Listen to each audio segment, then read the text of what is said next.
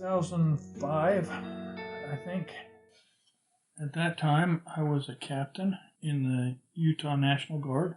I was a company commander of Bravo Company of the 1457 Combat Engineers. I was the Bulldogs. That was our Hollywood call sign. The mission was to go out there, build some schools and some medical clinics for the local indigenous population there in a remote area in Nicaragua. There were, I think, 5 different rotations. Anyway, we were the last rotation in. There was a platoon from Nicaragua that was assigned, an infantry platoon that was assigned to do our security while we were there, 20 guys or so. We were construction engineers, and our job was to put the finishing touches on the buildings that the previous rotations had worked through. That was a 3-week extent for my rotation. It was a long flight out there. I took that because I wanted to show how we fly in the military. See those red mesh cargo netting? That's what we sat on. And we were sitting next to each other and then in between us. So our knees were like here, and then the other person's knee would be in the middle. And we were just sandwiched in like a bunch of sardines in that C-5. That's the plane we flew out on. There was one bathroom on the plane. It was up on a pedestal. To get to the bathroom, you had to get off of the net and climb on top of the railing to get to the back. And then once you got to the back, there was up above where everybody could see was this place you could sit, and then you would draw a curtain around yourself, and you would go to the bathroom. And so, yeah, it's not a commercial type vehicle. There was one window in the back. It was about this big. You could take turns looking out the window, but one window for 200 soldiers. We went to the headquarters first, and then they had their medics there too that we checked in with. Then we went out on a long ride out to the country, out in the middle of nowhere. And then these are our tents that we set up, and that's what we sleep in. Each platoon would get 1 tent or 2 tents. They could put a squad in, or they could put a full platoon in a tent, which would be about 20 people in there. The bunks would be close together, and there wouldn't be a lot of room. That's what we sleep on. That's a cot that folds out. Gets fairly rough, and the marks you see on the cot are sweat marks. They're not anything other than sweat marks. That's the boneyard, I think. That's or close to it. That was some of the tanks that were over in the work area that we were in. Some old rusted out tanks. That's the kind of equipment that they had, which isn't that good. So they didn't have a lot of good equipment, military. At least not that I could see. That was pretty bad boneyard. The locals came in and brought us some food. It was kind of fun. If you look in the background on that one, you can see some of the buildings that we had built. And then that blue building thing on the right, I think that was like a fruit stand. That's the porta potty. That's the bathroom. Although that's pretty nice for a local bathroom. They didn't have a whole lot. That's the well, or one of them. That's how they get their water.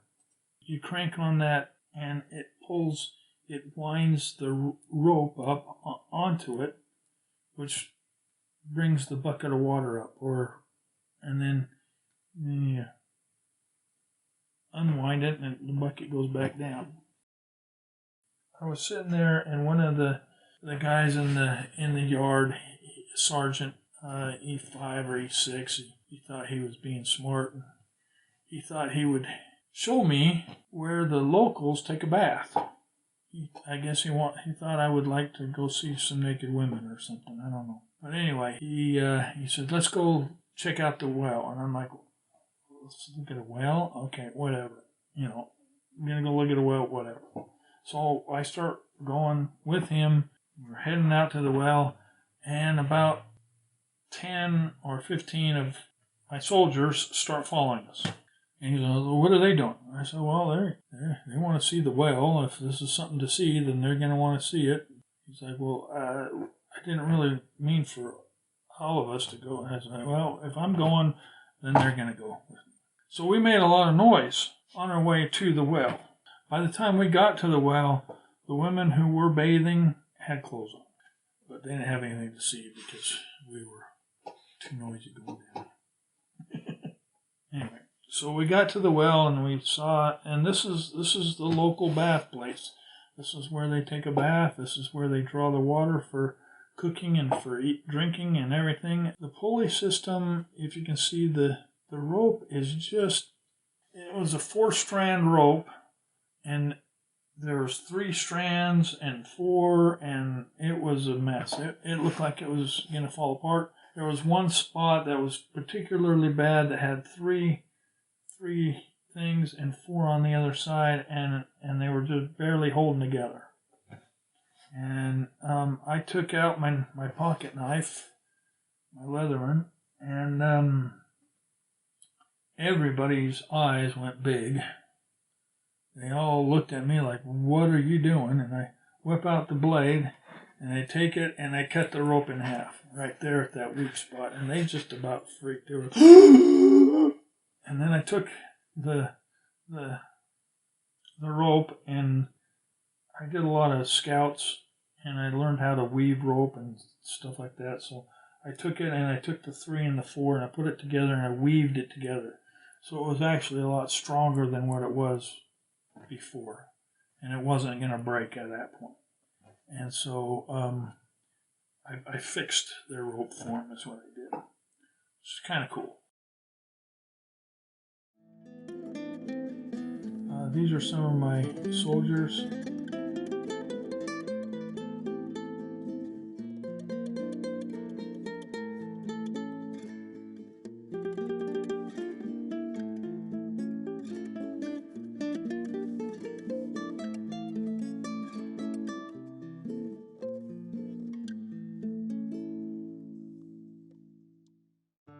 I took some of the pictures of the town, the local town. These are some of the locals. That's what they look like. If you look at their feet, you got 2 kids without any shoes on. You got sandals on the other ones. No shirt on that one kid. They're very poor. They didn't have a lot of stuff, so that's probably the best that they had, or close to it. That's how they carry stuff, is on their heads. Just a lot of locals they took to see what it looked like.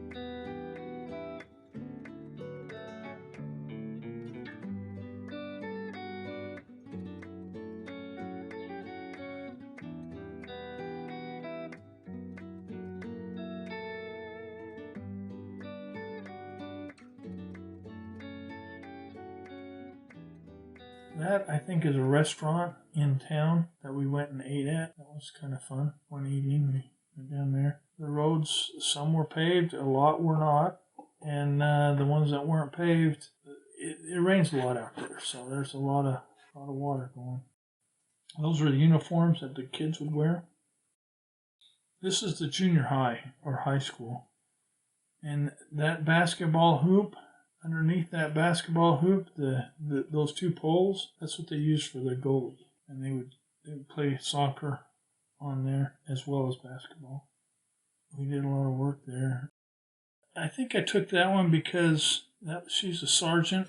They had never seen a woman in uniform before, and it really freaked them out because they had never considered having women in the military before. So this is a picture of a house. That's just a normal house.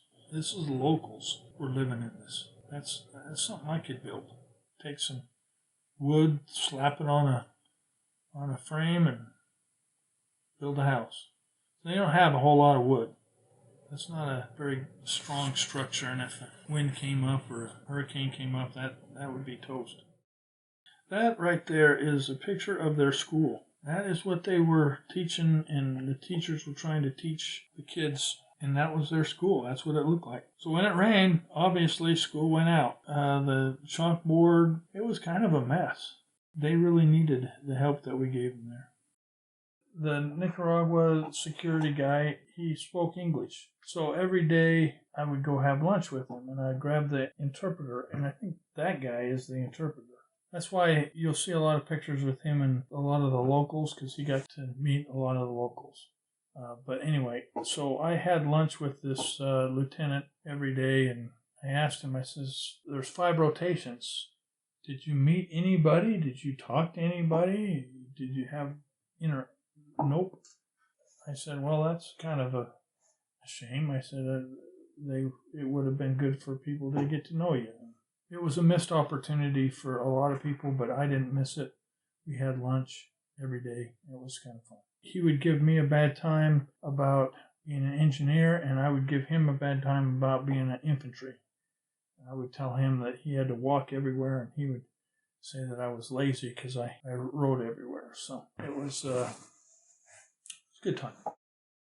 The locals didn't really have a lot of wood or materials, so we brought it all with us.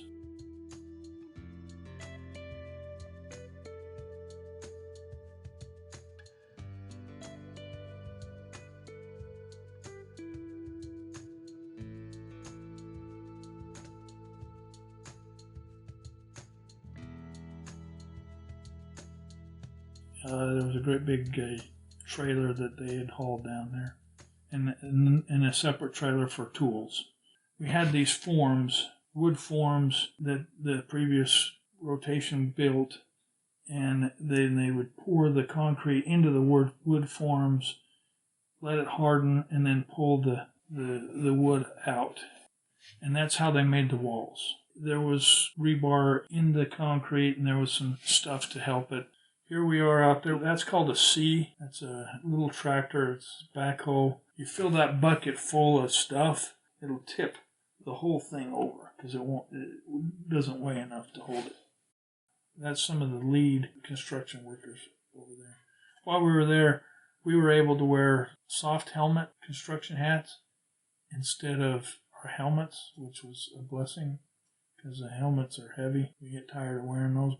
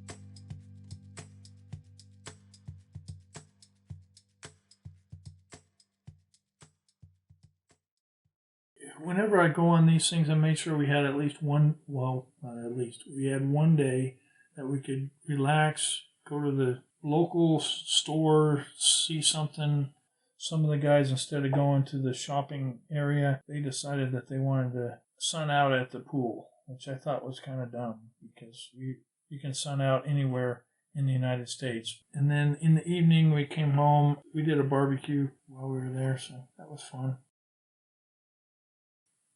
Okay, so that's the countryside. That is a volcano, and it's an active volcano. I don't know if you can see the smoke on it, but it's active. So let me tell you about the helicopter ride. I'm sitting there, and my first sergeant comes up to me and goes, "They're giving helicopter rides up to see the volcano." And I said, "Okay, that's nice. I don't need to go. I've been on a helicopter more than once." And he was like, No, you have to go. You have to get in there." No, I don't want to go. I don't want to go on a helicopter ride." "Sir, you have to go on a helicopter ride." Well, the third time I realized that it wasn't about me getting a ride. It was about me going on the helicopter and them making me sick and throwing up. So I really didn't want to go. So I said, "Look," I said, "after every soldier, all the soldiers have gone, then I'll get on." Well, he made sure that everybody got on the helicopter ride. So I was the last one going on. So I got on and we started doing this map of the earth. Map of the earth means that you're about 100 feet off the deck, and whatever the terrain does, you follow. You go up and down and over and up and down and up and down. We got up to the volcano and crest the top of the volcano and went in, and there's a lake inside the volcano, or where the top of the volcano was. There's a big old lake in there. I thought that was interesting, and then we flew back and we started doing map of the earth again. I got sick and I threw up into their little barf bag, and once that was accomplished, then they headed straight back. There was no more map of the earth. It was time to get back, so we were done. That is the sign for the construction of where we were at. It is a joint partnership. It shows the Nicaragua flag and the U.S. flag. In the background, it's probably a medical clinic because it's got walls on it. That's the finished product. That's the schoolhouse right there. And that's the toilets for the school that we made, which is pretty nice. That's the big plaque that we put up on the building that says we're done, and the United States helped build this building for the Nicaraguans. Now, these buildings were not just for school and for the medical clinic. It was also in case they had a hurricane come through. These were the only buildings that was in the area that could handle that. Before we had these buildings in there, nothing. So if they had a hurricane or they had a big storm that came through, it would decimate the whole town and village.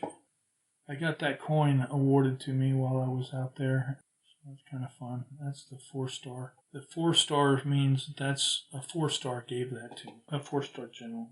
That's what that means. So if a 2-star gave me a coin, it would have 2 stars on it. It was a pretty high-profile project. The Pentagon was interested in it. There we were taking pictures at the end. We had all the kids there. Sometimes when I do a picture, I'll say, "Okay, make a silly face." And everybody in the picture makes a silly face. But this time I says, "You know what? Flip me the bird." I said, "This is the only time you're going to be allowed to flip off an officer." I said, "Go ahead and flip it off." So some of the NCOs that were there were giving me the bird. They just thought that was the coolest thing ever. And some of them were like, "Yeah, we're not going to do that." So you got a couple of them that weren't. One of those kids would shine our shoes. He'd come in there. He was trying to earn some money. 1 Cordoba. 1 Cordoba, shine shoe, 1 Cordoba. My feet were completely dirty because I'm walking in that dirt right there all over the place. I'd give him a Cordoba, which was like a quarter or something. It wasn't very much. He shined my shoes and they looked good, and then I'd take a couple steps in the dirt and they were dirty again. I usually had him shine my shoes once a day just so that he could have some extra money to play with. He was probably making more money than his dad made. He was quite the entrepreneur there, making money. So I was helping support his capitalism adventure. Although it might not have been good because his dad probably didn't make as much as he was making while we were there. This picture, it shows some of the wood that was left over. We put all that onto a trailer, and then before we left, I got permission from my leadership. I said, look, the locals need this wood. It's got concrete on it, a little bit of concrete stuff on it, and we're not going to use it. And I don't want to haul it all the way back to the United States just to get burnt. Why can't we just let the locals devour it? And I got permission to do that. So I told the lieutenant, I said, all right, tonight when we leave, after we leave, tell the locals they can come get this wood. And then let them have all the wood. Don't let them take the tires off the tractor, and make sure that we got our equipment right good, but they can have all the wood. So he went around and kind of told the local people, and within the time he told them, he came back, and within 15 minutes, the entire trailer was emptied. They didn't wait till we left. They just emptied it. They wanted that wood. Anyway, we left it for them. Had a good time out there. Anyway, thanks.